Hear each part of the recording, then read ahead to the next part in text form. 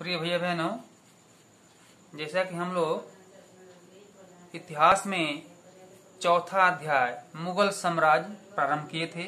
मुगल साम्राज्य का मतलब कि 16वीं सदी के उत्तरार्ध में दिल्ली और आगरा पर मुगलों का शासन बढ़ा और मुगल कैसे कैसे अपने उत्तराधिकार के रूप में अपने साम्राज्य को बढ़ाए, ये हम लोगों ने पढ़ा। और मुगल कौन थे इसको भी पढ़ लिया गया। आज हम लोग पढ़ेंगे मुगल सैन्य अभियान। ठीक है, इसके पहले पढ़े थे तैमूर और चंगेज खान, लेकिन आज मुगल सैन्य अभियान अर्थात इसका उत्तर मिल जाएगा कि मुगल कौन थे। तो मुगल सैन्य अभियान का मतलब है कि प्रथम मुगल शासक बाबर था। ठीक है, बाबर हम लोग नाम सुने हैं कि बाबर पहले मुगल शासक था, जो इसका शासनकाल 1526 से 1530 के बीच रहा। 1494 में फरघाना राज्य का उत्तराधिकारी प्राप्त किया। यह उस समय इसका उम्र जो है केवल 12 वर्ष की थी। भैया बहनों, बाबर 12 वर्ष की उम्र में ये राजगद्दी पर बैठा और शासन किया। इस प्रकार से 1504 में काबुल पर कब्जा किया और 1526 में दिल्ली के सुल्तान इब्राहिम लोदी को पानीपत में हराया। ठीक है, दिल्ली और आगरा को अपने कब्जे में कर लिया।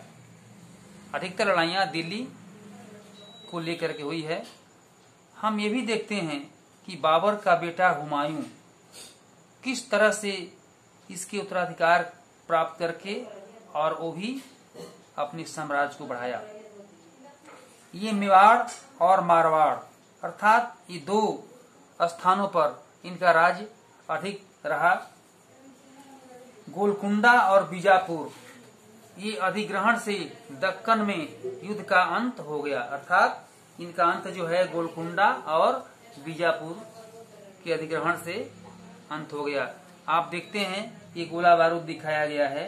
ये 16वीं सदी के युद्धों में बाबर जो है ये पूरे तोपों का प्रयोग किया।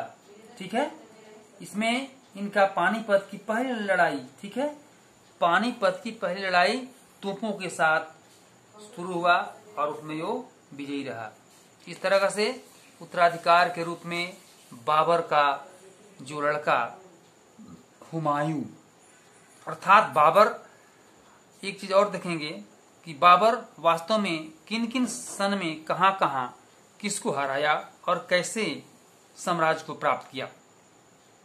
बाबर 1526 से 1530 में इनका इस सन के बीच इनका साम्राज्य रहा, इनका कार्यकाल रहा। और 1526 में पानीपत के मैदान में इब्राहिम लोदी एवं उसके अफगान समर्थकों को हराया। ठीक है, दूसरा 1527 में खानवा में राणा संगा राजपूत राजाओं और उनके समर्थकों को हराया। 1528 में चंदेरी में राजपूतों को हराया। अपनी मृत्यु से पहले दिल्ली और आगरा में मुगल नियंत्रण स्थापित किया, अर्थात मरने से पहले भैया बहनों बाबर ने दिल्ली में आधिपत्य स्थापित कर दिया। इसका बेटा हुमायूं जो 1530 से और 1540 एवं 1555 से 1556 तक इसका कार्यकाल रहा। हुमायूं अपने पिता की वसीयत के अनुसार जायदाद का बंटवारा किया अपने भाइयों में। प्रत्येक भाई को एक एक प्रांत मिला। इसके भाई मिर्जा कामरान की महत्वाकांक्षाओं के कारण हुमायूं अपने अफगान प्रतिद्वंदियों के सामने फीका पड़ गया। शेर खान ने हुमायूं को 2 बार हराया। शेर खान एक शासक था जो हुमायूं को 2 बार हराया। 1539 में चौसा में और 1540 में कनौज में इसको हराया। इन पराजयों ने उसे ईरान की ओर भागने को बाध्य किया, अर्थात अब हुमायूं ने देखा कि इसके साथ मेरा कोई गुंजाइश नहीं। इस प्रकार से वो भारत छोड़ने का वो इरादा किया। ईरान में हुमायूं ने सफायद शाह की मदद ली उसने 1555 में दिल्ली पर पुनः कब्जा कर लिया, परंतु उसके अगले वर्ष इस इमारत में एक दुर्घटना में उसकी मृत्यु हो गई। बाबर का बेटा जो हुमायूं था, इसकी मृत्यु हो गई। अब इसके बाद शासन काल में अकबर आया। ठीक बे, अकबर के नाम पर अकबरपुर का नाम सुने होंगे, जो अयोध्या के पास है। ये अकबर जो है बहुत ही एक प्रतिभाशाली शासक था, जो 13 वर्ष की अल्पायु में वो शासक बना, सम्राट बना। इस सबसे कम उम्र में अर्थात 13 वर्ष की आयु में यह अकबर जो है सम्राट बना। उसके शासन काल को 3 अवधियों में विभाजित किया गया है। जैसे पहला 1556 और 1570 के मध्य अकबर अपने संरक्षक बैरम खान और अपने घरेलू कर्मचारियों से स्वतंत्र हो गया। उसने पूरी सूरी और अन्य अफगानों निकटवर्ती राज्यों मालवा और गोंडवाना तथा अपने सौतेले भाई मिर्जा हकीम और उज़्बेकों के विद्रोहों को दबाने के लिए सैन्य अभियान चलाए। 1568 में सिसोदिया की राजधानी चित्तौड़ और 1569 में रणथंभौर पर कब्जा कर लिया। इस प्रकार से इसका कार्यकाल जो है 1556 से 1605, 1556 से 1605 के बीच यह अकबर ने पूरे तन्मयता के साथ शासकों को हराने और उनसे प्रतिद्वंदिता करने में सफल रहा, और यह मुसलमानों के प्रति इनका एक अधिक वर्चस्व था। जहांगीर 1605, अभी जहांगीर 1605 से और 1627 जहांगीर ने अकबर के सैन्य अभियानों को आगे बढ़ाया और मेवाड़ के सिसोदिया शासक अमर सिंह ने मुगलों की सेवा स्वीकार की।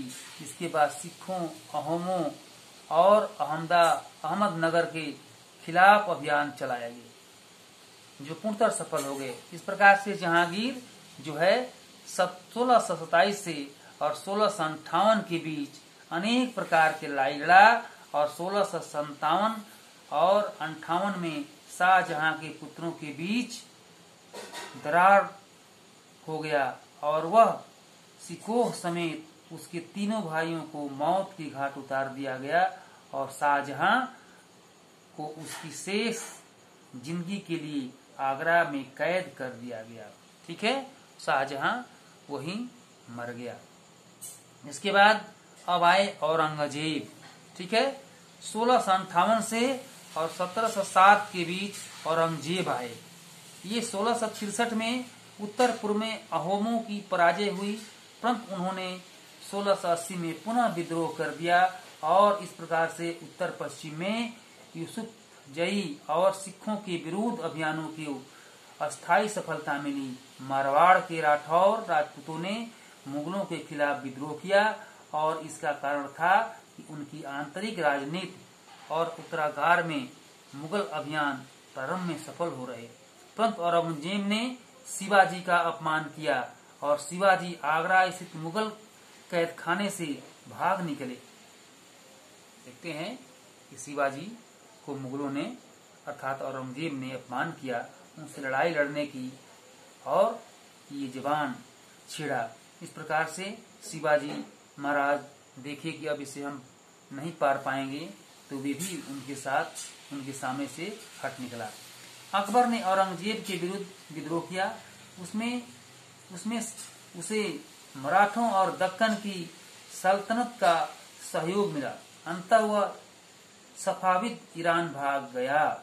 इस प्रकार से हम देखते हैं कि औरंगजेब भी अपने शासन काल में अनेक प्रतिद्वंदियों को हराया और साम्राज्य को बढ़ाने में सफलता प्राप्त की। इस तरह से भैया बहनों हम आज यहीं रहने देते हैं, क्योंकि ये पाठ लंबा है। इस पाठ को हम लोग 2 खंडों में पढ़े, अभी आधा पढ़ चुके। इसके बाद हम लोग अभी और पढ़ेंगे, तब ये पाठ संपन्न होगा। इस प्रकार से पाठ को जहाँ तक आज पढ़ाया गया वहाँ तक पुनः आप एक बार इसको पढ़ेंगे और पढ़ने के बाद जो आपको प्रश्न दिए गए हैं उसका उत्तर आप लिखेंगे। धन्यवाद।